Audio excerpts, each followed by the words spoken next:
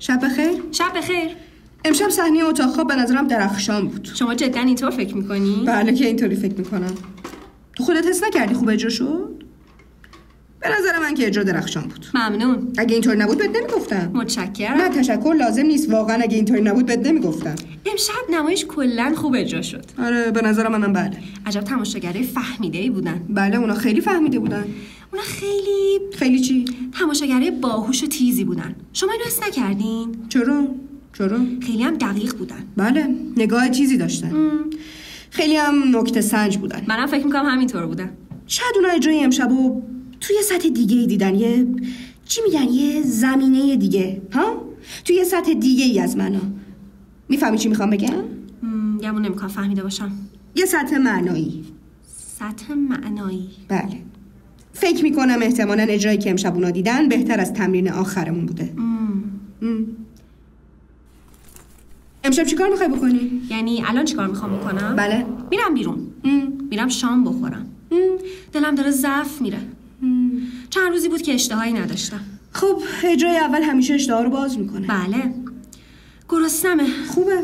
تقریبا نمیدونم، مثل اینکه الان فقط. خب بگو. اگه واقعا اجازه بدید دلم میخواست بگم فقط میخوام بخورم، ولی مطمئن نیستم منظورم رو درست تونسته باشم بیان کنم یا نه. منظورت چیه؟ اجرایی مثل اجرای امشب. خب بعدم رفتم بیرون و شام خوردم. خب ادامه بده. باعث میشه احساس رضایت کنم. آها. خب میشه همچین انتظاری هم داشت. من از اون صحنه شما خوشم اومد. خوشت اومد؟ بله. کدوم صحنه؟ صحنه دادگاه. ازش خوشت اومد؟ بله. خودم حس کردم که امشب اصلا خوب نبود. شما فکر میکنی خوب نبود؟ ولی من که بدم نیومد. به نظر من که هیچ هم بد نبود. ولی من حس کردم اون چیزی که باید باشه نبود. اگه شما حس کردین که اینطور بوده اصلا معلوم نبود. نه؟ معلوم نبود؟ نبود. صحنه دکتر. خب احتمالاً یه کم البته. خب چی بود؟ خب بگو دیگه چی بود؟ صحنه دکتر چی بود؟